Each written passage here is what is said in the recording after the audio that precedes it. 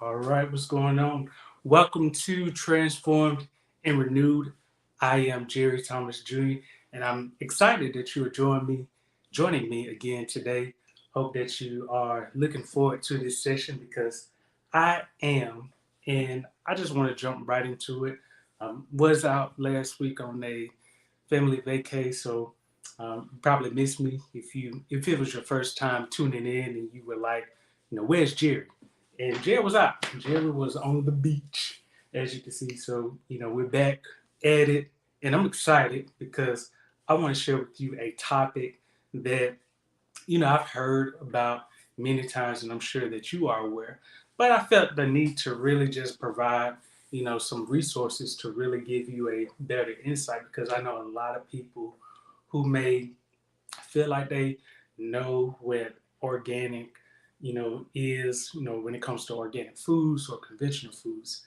And so that's actually tonight's topic, which is, understanding the differences between organic foods and conventional foods and why it should matter to you. So if it is your first time, make sure that you hit that like button, subscribe to our channel at Robody1212. Make sure again that you hit that like button and subscribe to our channel at Robody1212. So to really jump into it, like I said, most people think they understand, what organic is. And some people actually do understand the full meaning. But when I say most people think, that is usually based on perception.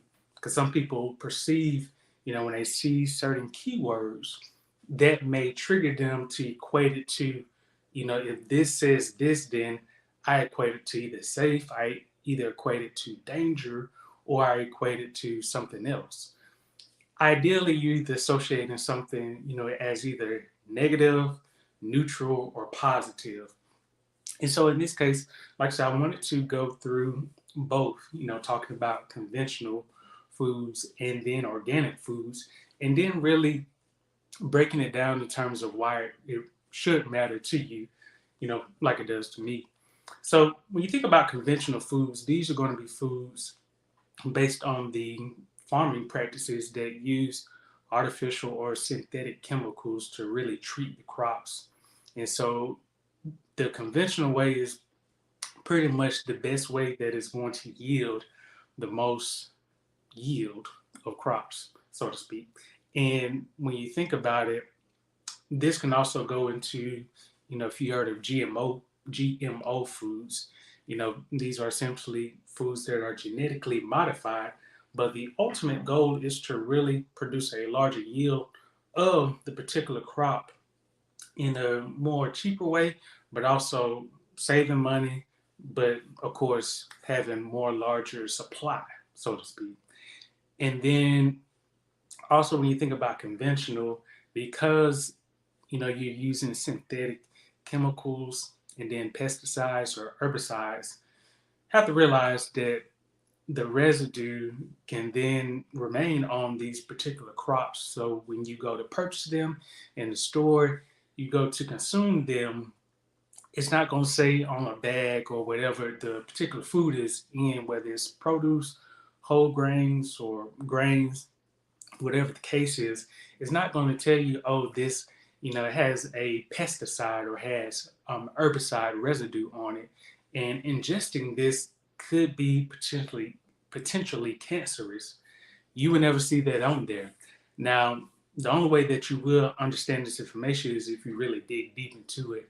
And even from what I found and what I would actually do is I'm going to provide some links, in the comments, so that way you can actually check out the information that I was also looking at.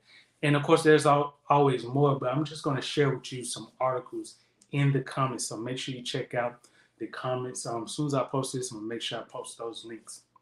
But getting back to it, from what I really understood when it comes to, different pesticides and herbicides or synthetic chemicals, there is a level what they deem as safe. However, when it comes to, agencies or organizations deeming levels as safe, there is politics. I know, a lot of people don't like to hear that, but there is even a lot of room there can be error because you have to think about it. If something is at like zero point 0.2 milligrams and this is deemed as safe, if a person ate that particular food or they ate more of that food, then they could potentially be ingesting more of that pesticide, and then thus that could be potentially cancerous to them.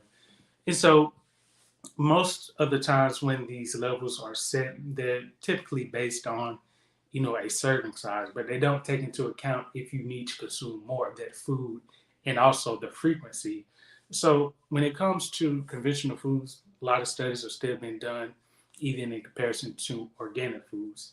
So switching over to organic foods, a lot of people may feel like, yes, this is the safe haven. And I will even um, well, I actually said it later, but people, I'm sure a good bit of people feel when they hear the word organic or they buy organic foods, they feel like, oh, I am just eating my best life. I'm eating the best foods. You can't tell me nothing.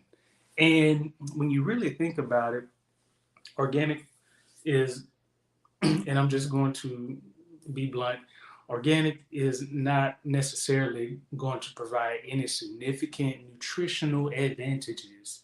I will say that it will not provide any additional nutritional advantages. Some foods may have a small degree, but across the board, organic is not necessarily a nutrition booster.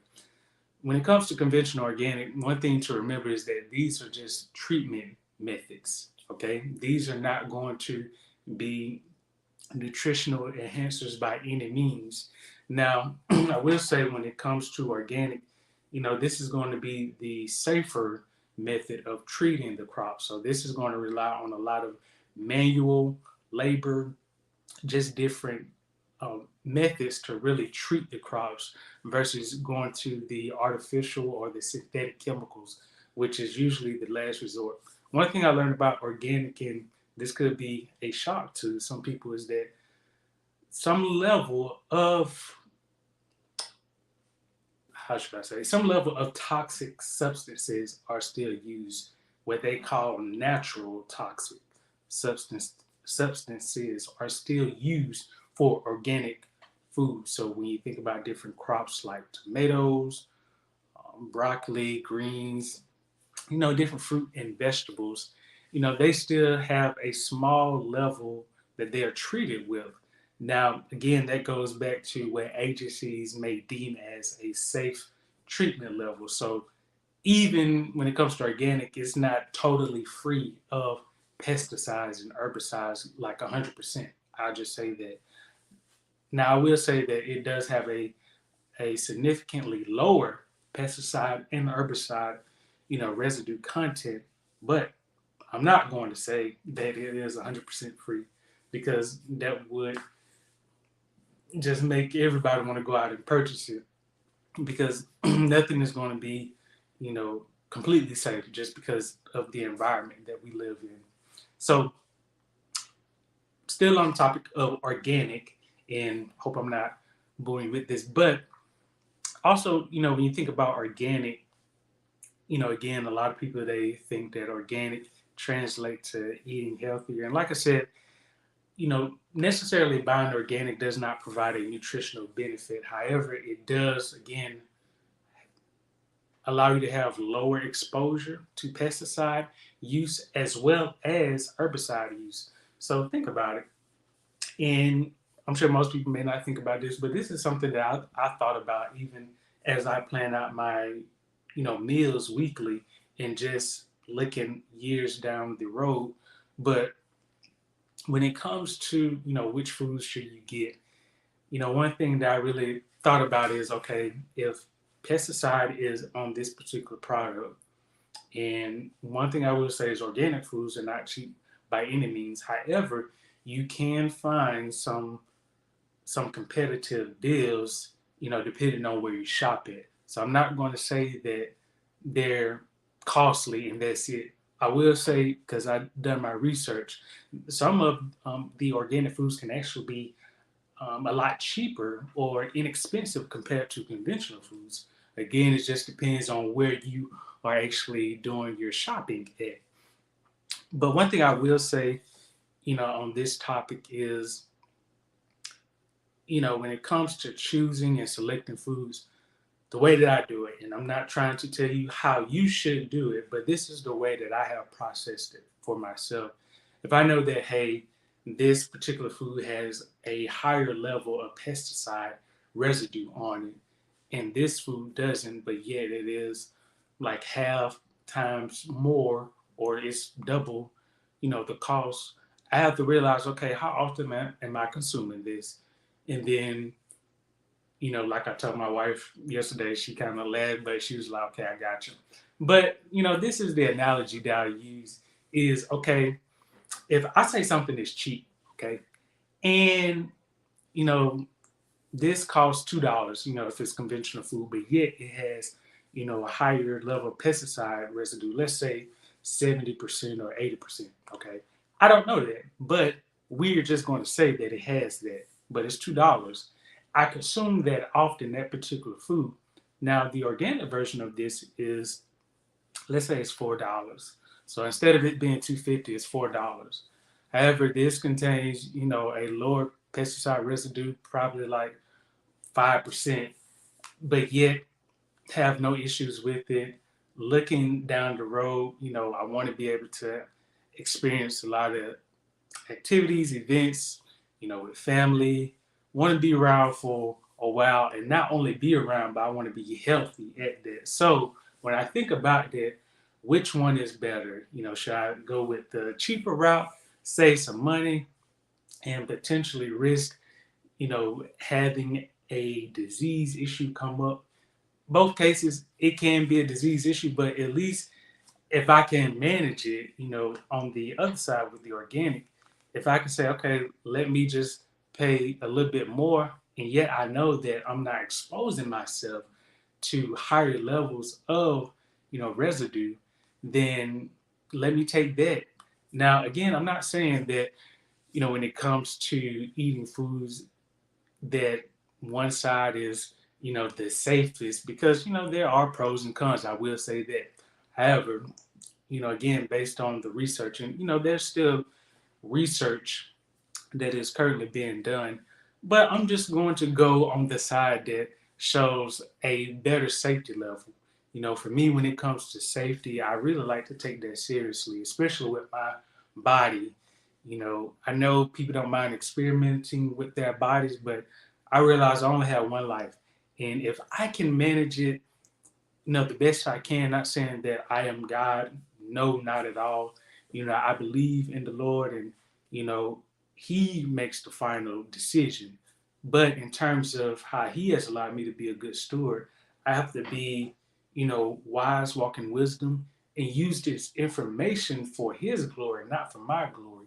And so, again, with this information, it's a lot more to share, but don't want to overwhelm you with this. But I did want to just bring, some nuggets to you so that you can really think about this, because I don't want you, family, to, be making decisions and feel like, man, okay, I'm good. Like, I'm taking the option that is going to work best for my finances, and of course I do want you to always keep budget in mind, and I'm aware that sometimes we have to, make sacrifices, or you may not be able to do certain things. I am aware of that, but I will say long term, it's important to really think about, okay, what does my body needs? Okay, when it comes to eating certain foods, have I really looked at safety? Have I really looked at it with a deeper eye, or have I just kind of taken it for granted? Because again, these are things that we don't think of until we are presented with a prognosis, and that can really change up things. And so I hope that sharing this information with you at least opens your eyes to really exploring, or really asking some questions about, okay, when I go shopping next time, let me look at some of these labels. Let me even ask, one of the staff that's at one of these grocery stores about the particular produce to get more information. There's nothing wrong with that. You may not see a lot of people do it, but it is completely fine to ask questions about the produce. Where is it from? How is it treated? getting more information about that. Trust me, the more that you're informed about what you're eating, you're doing a great service to not only yourself, but if you have kids, you're doing a great service to them. And then you're also looking out for them. And so, again, I know that this was on a brief overview of the difference between organic and conventional foods. But like I said, with the information that I shared, and also I'm going to add some articles in the comments section. So make sure that you check those out because as much as I don't mind sharing information, I always like to present you with the facts and the truth so that you can really make a well informed decision. I'm not going to make that for you, but I just want to share the information with you, family, because I do care about your health. I want to see you doing some great things, and I don't want your health to get in the way of that. So, if you like this, family, make sure that you like and subscribe to our page, Robody1212. Again, we do these every Thursday at 8 p.m. So make sure you tune in because I am excited to share this information with you. Because listen, I'm doing some things, on my end, and I just want to share that with you. And hopefully, family, in about a year from now, you can say, hey, I made some changes with my health, and Jerry, to God be the glory. That's all I want to hear. Not for my glory, but for his glory. So if you enjoyed this, make sure you like and subscribe. And until next time, I will see you later.